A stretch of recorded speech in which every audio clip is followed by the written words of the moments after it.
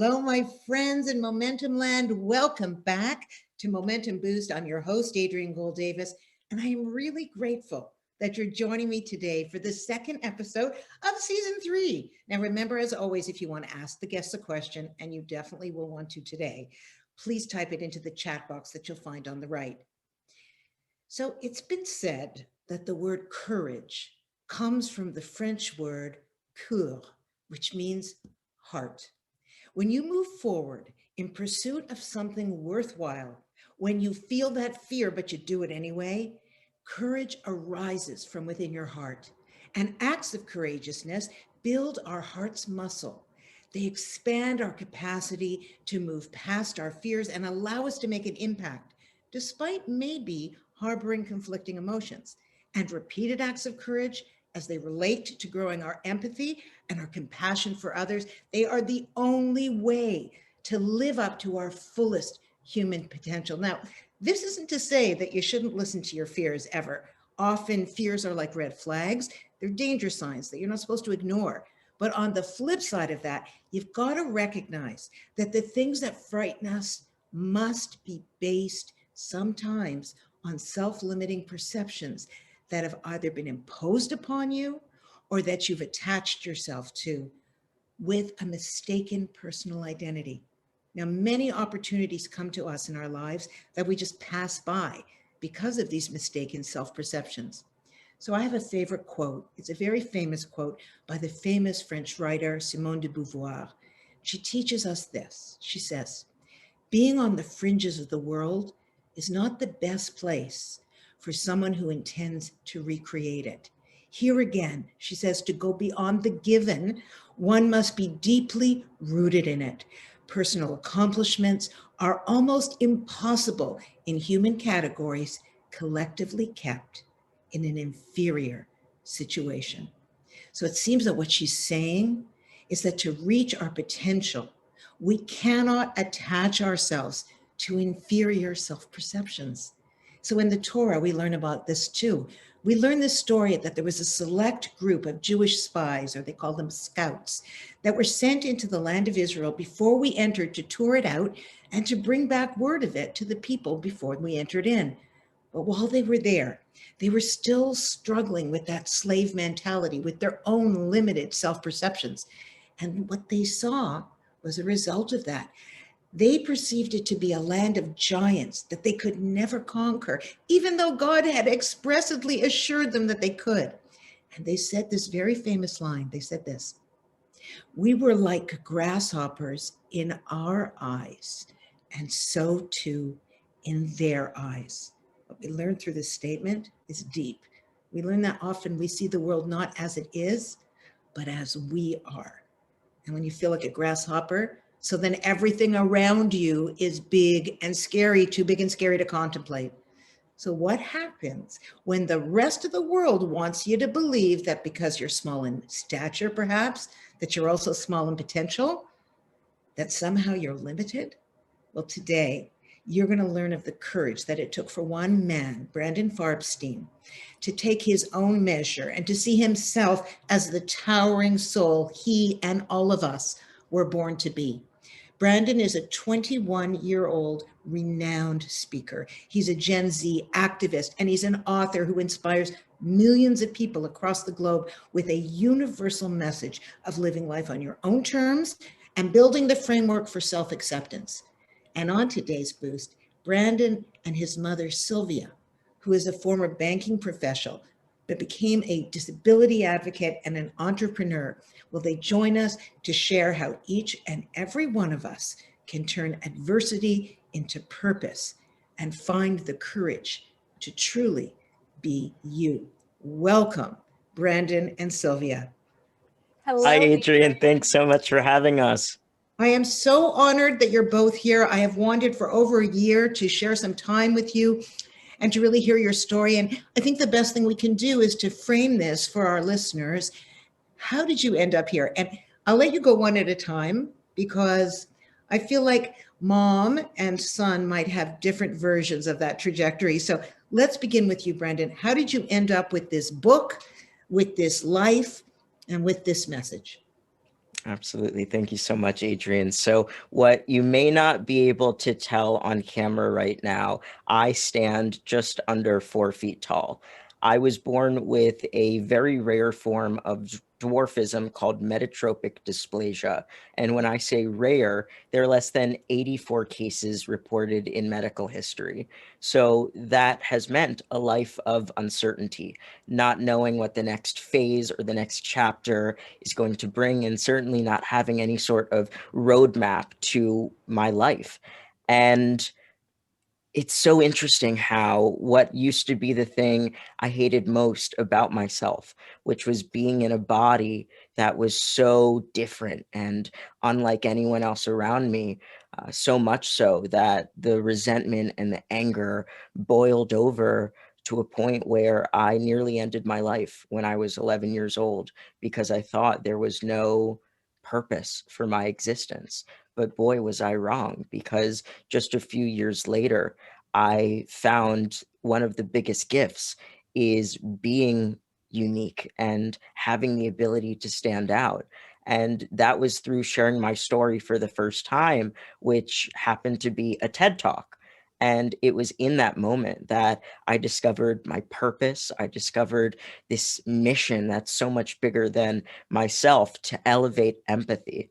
And I've been following that for the last 6 years and been so lucky to reach tens of millions of people and work with some really amazing companies and organizations and release a book that not only shares my story, but really unpacks the tools and what got me here and past all of the really painful, traumatic adversity that I had to face, and how that's truly universal for us all. You don't need to be diagnosed with some rare medical condition to have that mindset. If we could all step into the greatest version of ourselves, what I like to call the UST you, I think the world would be a much better place. And so that's what I've been focused on. Brandon, I just want to ask you, and Sylvia, I really want your input on this because, of course, it's momentum and the mom's the word, right? But Brandon, you mentioned that you had a period of being suicidal. It sounds to me like the purpose of life is not comfort or pleasure. The purpose of life and the thing that gives life purpose is meaning. And that search for meaning takes tremendous courage, tremendous courage. Sylvia, please tell me how you got here and what that journey as his mother and his advocate and, raising a child, what did that journey feel like to you? Sure. So Brandon's diagnosis didn't come until he was 2.5 years old. And it seemed to truly come out of nowhere. And my husband and I did not really spend too much time questioning why this genetic mutation, this fluke happened, but rather we decided very early on that we were going to enable Brandon to live the best life possible. And I truly think that made all the difference in the world in how he has shown up because of the way we have shown up. And it's all about not living your limitations, whether they are perceived or physical. And so we went on a journey on this unknown with no blueprint and no playbook because of how rare this condition is. And we learned very early on that the world is not designed for someone like Brandon. And so part of our philosophy is not just thinking outside of the box, it's throwing that darn box out and innovating our own solutions and realizing that we have the resourcefulness and creativity to come up with the adaptations that were necessary for Brandon to experience, school and reaching things in school and having a safe environment. A lot of times solutions that were not yet presented to us, and we had to always go in and question. And I think part of being courageous is asking questions and not taking no for an answer, realizing that just because things have never been done that way doesn't mean they cannot be done. So basically, Brandon grew up with Steve and I modeling this kind of mindset. And we made him realize that the possibilities are endless and abundant, and that he never had to feel like he wasn't enough. But at the same time, we had to learn as parents that we could not protect him from the pain and suffering. And that truly was the most challenging and dark time in raising Brandon, to see his suffering and not be able to step in and rescue him. But at the age of 11, we started getting him the professional mental help that he needed. And he realized that mental help is just part of his medical team. And Wow. that enabled him to move forward in a much healthier way. Sylvia, you've said so many powerful statements there. And Brandon, I keep thinking about, the Hebrew word lama, right? Why is very similar to lema, which means for what purpose. So it sounds to me like instead of focusing on those years, Sylvia, and saying why us, you said for what purpose. But Brandon, obviously that was a journey that you had to go through, and your mental health was part of it, as it is for all of us. What kind of wisdom can you share through what you learned? Now, your differentness may be something visual, but all of us, as you said earlier, have our own struggle to uniquely identify with our soul's purpose. So when mental health becomes an issue, what have you learned that you can share for all of us to be able to step into our own greatness? So in those moments of isolation, when it's very easy and I would say natural to disconnect and not reach out for help, that's where we suffer, in our separateness, in being isolated. And we have to understand that there's only so much that we can do alone. And that's where the support of others really is vital. And again, it's sometimes our perception that limits or distorts who's actually in our circle, what I call our A team, the people that always have our back and that we could rely on.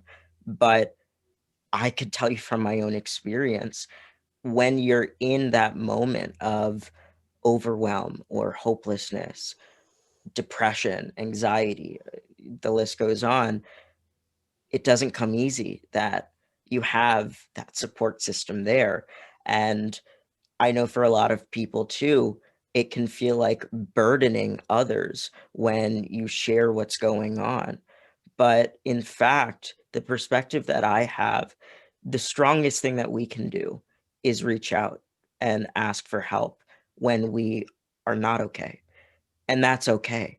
And normalizing that and understanding that, just like my mom said, mental health is, I think it's equivalent to physical health.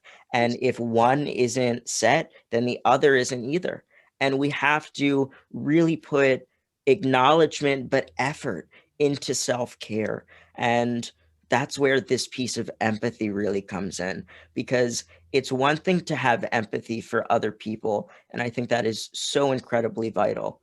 But if we don't have empathy for ourselves, first and foremost, then we can't properly make the impact or be of service that I feel like we all were put here to do. And that's something that we all need to sit with, that it's totally okay to be feeling stressed beyond belief or incredibly anxious or hopeless or whatever it is right now, because what we're experiencing is a collective pain point and we're in this together. But it also means checking in on those that we love, even if they appear to be totally fine, because sometimes it can be one message, one reach out that means all the difference to that person. So I'm fascinated by this idea of empathy beginning at home, like charity starting at home. I want to ask you both. Brandon, I'll ask you first, and Sylvia, please. What is the language, the internal language? What do you say to yourself to evoke personal empathy?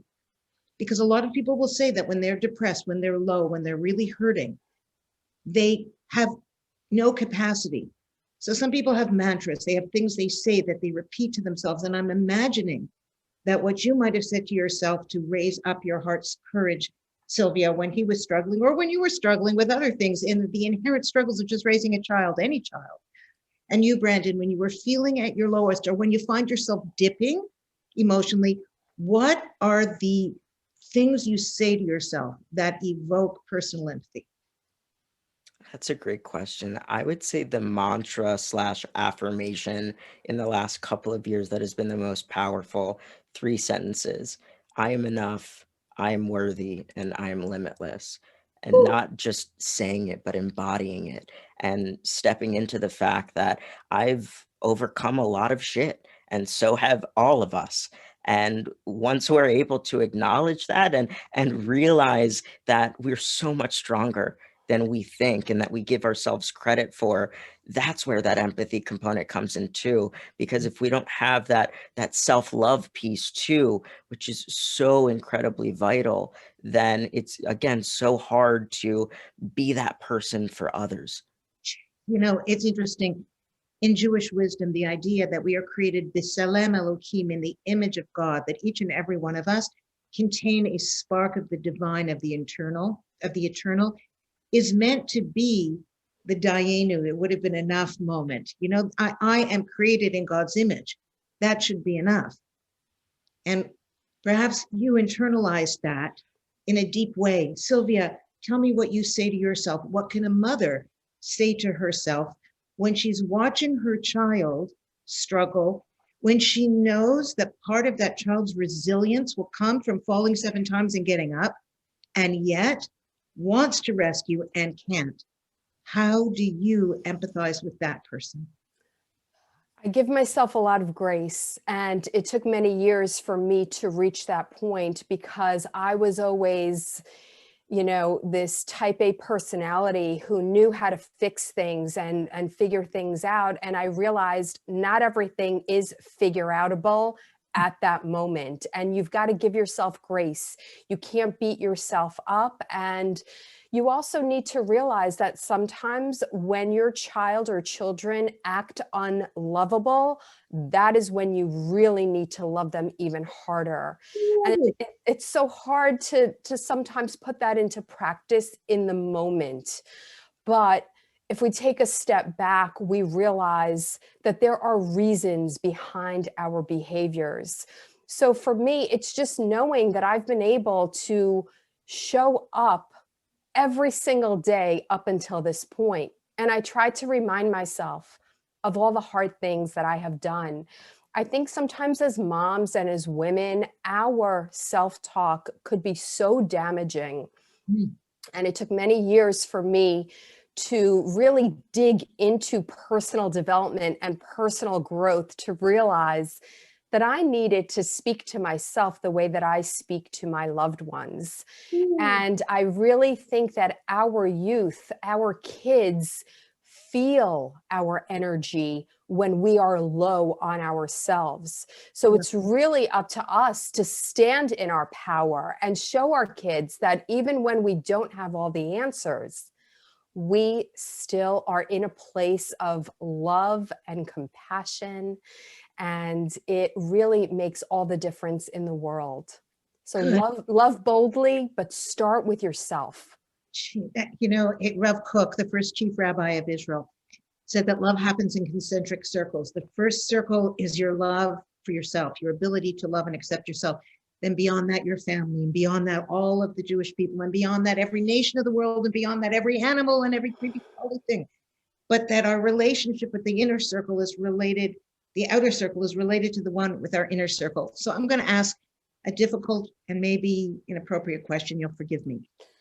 But I want to know, Brandon, if you had a sense of your parents' struggle, and if that ever factored into your self-esteem, knowing that it was difficult to raise you, so to speak. And what about even with your sister?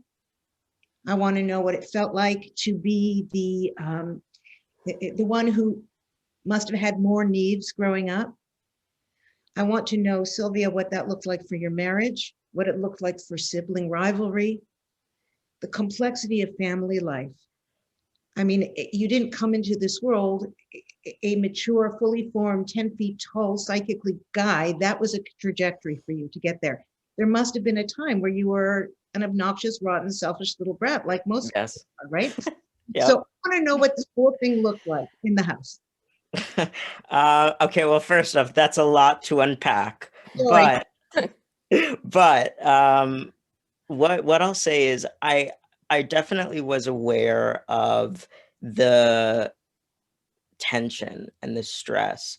I don't think at that age I was aware of kind of the root of it, but looking back and seeing how everything is connected in some way, it makes a lot of sense. And the dynamic with my sister, the same thing, where there was a lot of resentment, tension, and not a lot of love between us, and just the family dynamic, and not really understanding why until she was able to articulate the fact that she didn't feel seen or heard, because I got all the attention that she felt like, especially when I was in periods of getting surgeries and she had to go be with extended family. She felt like she was being shipped away, and just different dynamics that were packed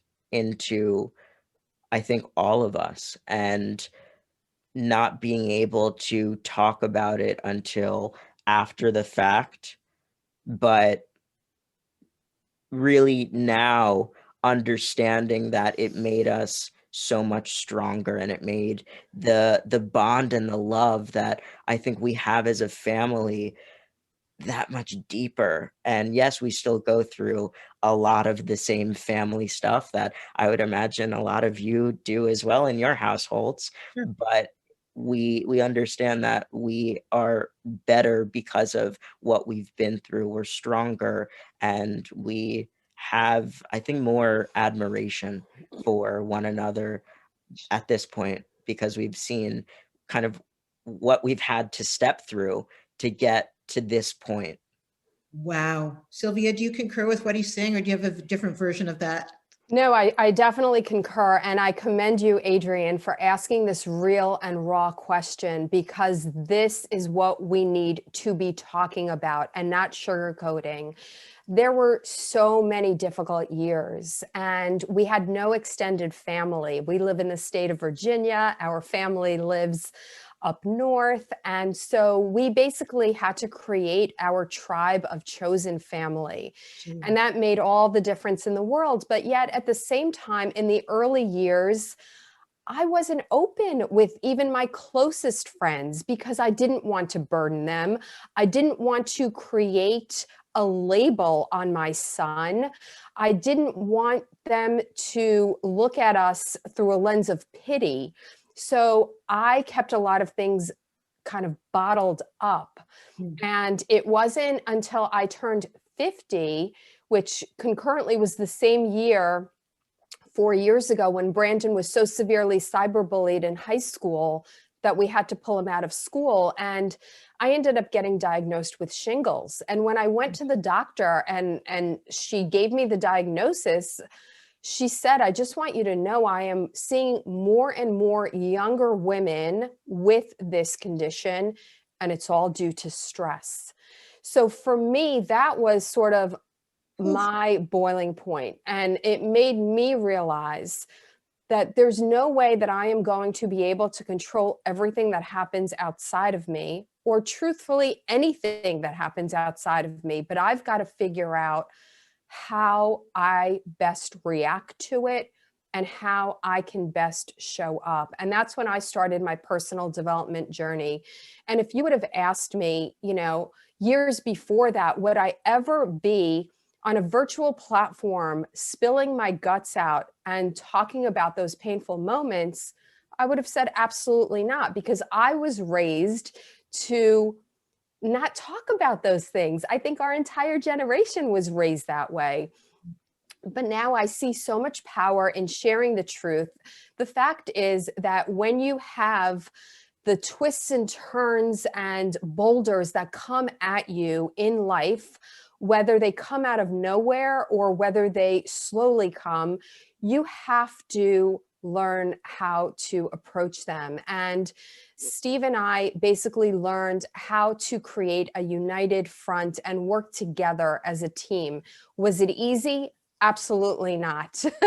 There were many arguments in the process, but at the end of the day, we walked through that fire and we made it to the other side. And I can definitely say 26 years later of being married, it has made our marriage more solid than it has ever been.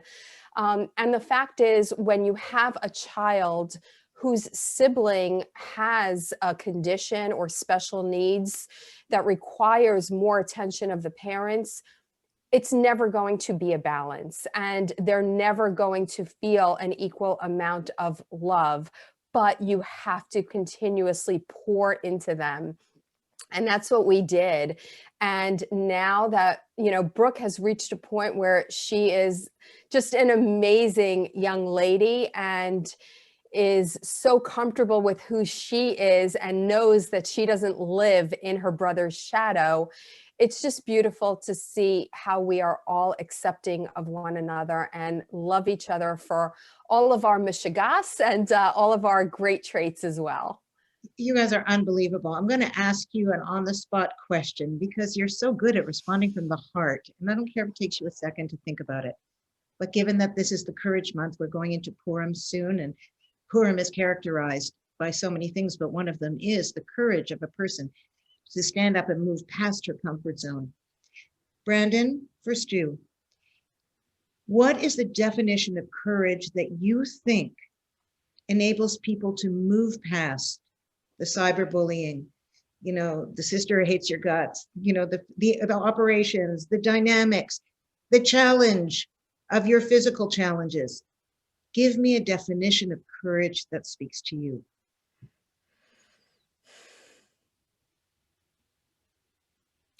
I would say my definition of courage is stepping into your truth and acknowledging that you've been through quite a lot to get to where you've landed now, but it has taken so much strength and bravery and empathy and all of these things to make that happen. And that can't be unnoticed. Once we realize that personal power, I think that's where courage comes from, because we've been able to literally get through every single hard day that we've ever had, where we thought this was going to be the end. This is going to paralyze me. This is going to XYZ. It didn't. And even if it was painful and it made you have some bumps and bruises physically and emotionally, it got you to where you are. And I think that's courage. That's gorgeous. And Sylvia, you, my love?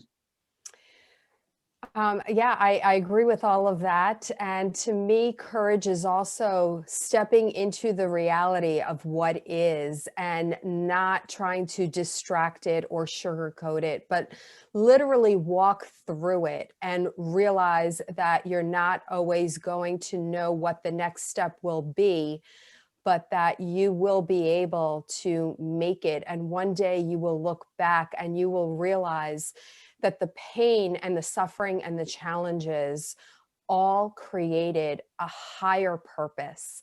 And, 7 years ago when I went on Momentum, we kept on talking about those HP moments, the higher power moments. And I feel like our pain and suffering truly bring on our greater purpose in life, but we don't discover it unless we literally walk through it. And sometimes we need to walk through it alone. And there are points in life where we may reach the ability to walk through it with others. But having been through it both ways, I would just encourage everyone to just open your heart and open your mind and start sharing the real truth, because it is so liberating and so powerful. And the more you speak up and speak out, you realize that you're not the only one who is going through a hard time. And people are craving to be seen, heard, and understood. And I really think in order to move our society to a higher level, we need to really be there for one another in the real and rawness. Oh, I could talk to you for the rest of my life. But in the meantime, Brandon, where are we getting your book? How do we get your book? It is on Amazon if you just search 10 Feet Tall, or the direct link is also on my website at brandonfarbstein.com. Okay, I'm going to put it in the chat as well. So everybody who wants to capture that can capture it from the chat. Just copy and paste it. This was an extraordinary experience for me. Excuse me, your story of courage and strength and your honesty, it's been wonderful. Thank you from the bottom of my heart. I'm so sorry to the audience that I just didn't want to interrupt your flow to ask questions. There are so many. Please join us again sometime in the future, okay? Adrienne, thank you so much. This was amazing. You And are amazing. if there is any way to capture those questions and send them to us, we would be happy to answer them in an email. So, feel free to do that, because we love helping people. And I know that everyone could see themselves in someone else's story. So if there's any way that we could continue the conversation, any way possible, we'll do that. Well, thank you from the bottom of our hearts. And I thank you on behalf of everyone who is watching and will be watching this. Bless your hearts. You should be strong, you should be serene, and you should always feel 10 feet tall. And so to the rest of us, make sure you join us next Wednesday on February 24th at 1 p.m. That's our time, because we're going to have a Purim themed boost about finding our Esther moment. You'll learn about that with our Momentum founding director, Lori Palatnik. And during the first episode of our series, Generous Generations, how to turn your children into givers, and you're going to want to watch all of those, Lori's going to share her own powerful personal story about what compelled her to donate her kidney to a complete stranger and explore how we can all learn to give even when it's challenging. For me, Adrienne Gold Davis, and all of us at Momentum, remember that as we learn and grow together, that the highest form of wisdom is kindness and courage. See you soon.